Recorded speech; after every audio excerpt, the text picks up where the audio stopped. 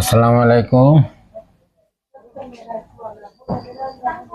অত্যন্ত দুঃখের সহিত বলতে হচ্ছে যে আমাদের মাতৃভূমির যে বেহাল দশা, ভাবতে খুব কষ্ট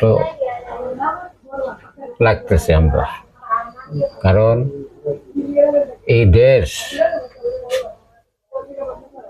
18 কোটি মানুষের দেশ, সুখে শান্তিতে সাধারণ মানুষ বাস করবো, এরই একমাত্র চাওয়া পাওয়া। আজ আমরা দেখতেছি দ্রব্যমূল্যের ঊর্ধ্বগতি, কি পরিস্থিতির মধ্যে জনসাধারণ আছে। তারা মধ্যবিত্ত পরিবার বা শ্রমিক, তারাই একমাত্র বুঝে। একটা জিনিস আমরা বুঝতে পারি না, আমি যা করব তা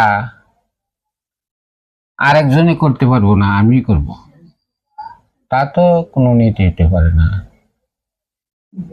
এগুলা তো আসলে বৈষম্যের কথা কি বলবো আর।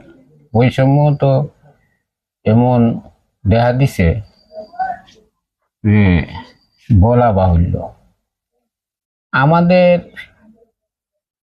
যে সংবিধান, এই সংবিধানের মধ্যে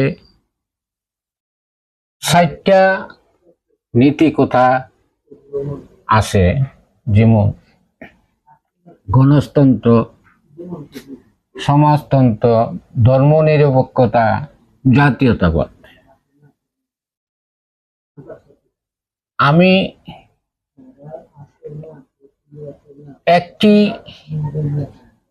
যদি মনে করেন যে বিশ্লেষণ করিতে অনেক সময়ের প্রয়োজন, আমি শুধু গণতন্ত্র, পরে যে সমাজতন্ত্র, সমাজের প্রজাতন্ত্রের যত জনসাধারণ আছে সবাই তো সমাজতন্ত্রের ভিতরে। কারণ সমাজতন্ত্রের বাইরেতেও আমার বাংলার জনসাধারণ নাই।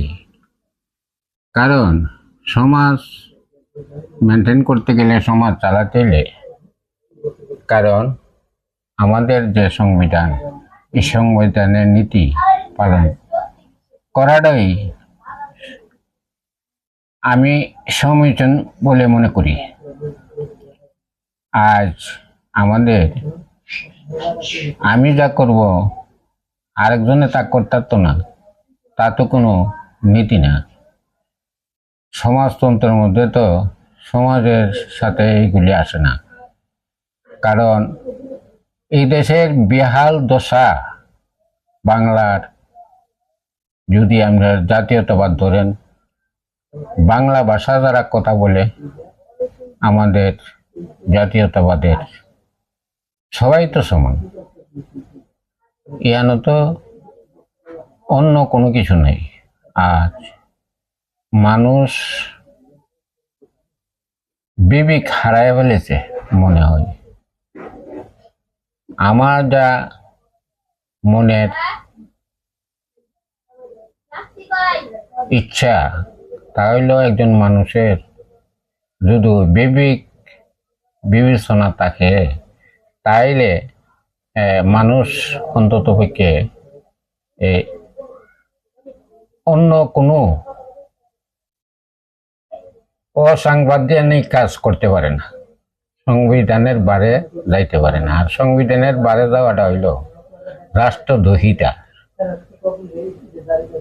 আর এই রাষ্ট্রদ্রোহিতার সামিল যেগুলি, এগুলি আমাদের মধ্যে এখন বেশি চলছে। যেমন এখনো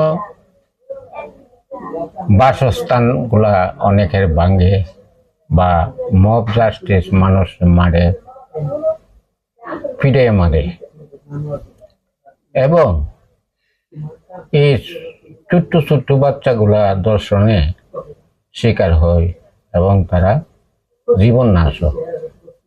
এটি রাষ্ট্র কাঠামোর মধ্যে পড়ে এই অন্যায় অবিচার, আইন শৃঙ্খলা বলতে তো কোনো কিছু নাই। প্রজাতন্ত্রের সকল কর্মকর্তা কর্মচারী তারা সরকারি বেতন টিহি নিতেছে, আবার সাধারণ পাবলিকের কাছ থেকে, এই জনসাধারণের কাছ থেকে টাকা দুর্নীতি ছাড়া তাদের আর কোনো কিছুই নাই, ঘুষ বাণিজ্য ছাড়া আর কিছুই নাই। তাইলে রাষ্ট্রের কাছ থেকে যে টাকাগুলো তাদের বেতন দেওয়া হয়, এই টাকাগুলো তো আমাদের ট্যাক্সের পয়সা, বেতনটা কেন নেয়?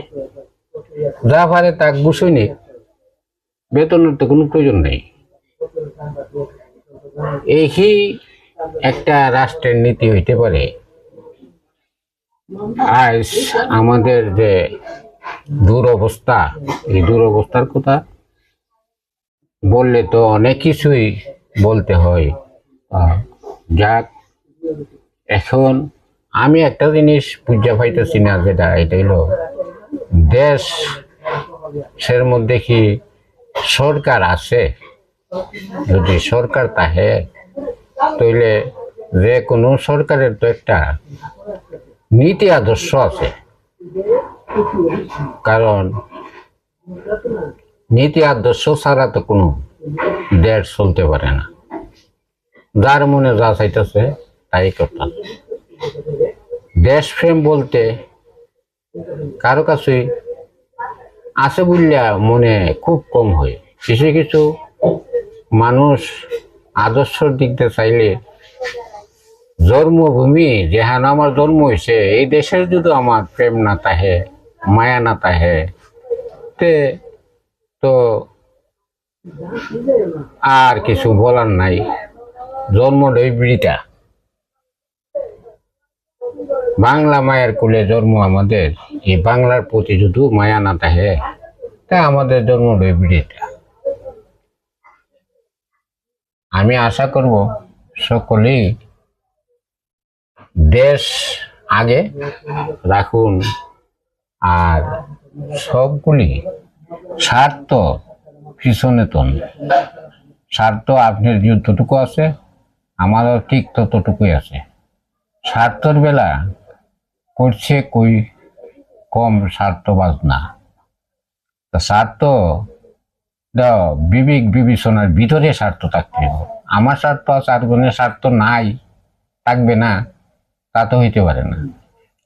কোনো কথা বলতে পারবে না। কোনো সাংবাদিকরা আজ কত দুর্বল, একটা কথা কইতে চিন্তা করে কোন লাগে, ভাবনা করে কোন লাগে। কেন কেন আমাদের এই সমাজের মধ্যে, আমাদের তো সমাজতন্ত্র আছে, এই সমাজের মধ্যে সমাজতন্ত্রের সব কাহিনী বললে তো অনেক কথা। যাক, সমাজ সঠিকভাবে মেনটেন করে চলার জন্য অনুরোধ করব, আপনারা সবাই সমাজ মেনটেন করে চলে। ধন্যবাদ সবাইকে। আসসালামু আলাইকুম ওয়া রাহমাতুল্লাহি ওয়া বারাকাতুহু।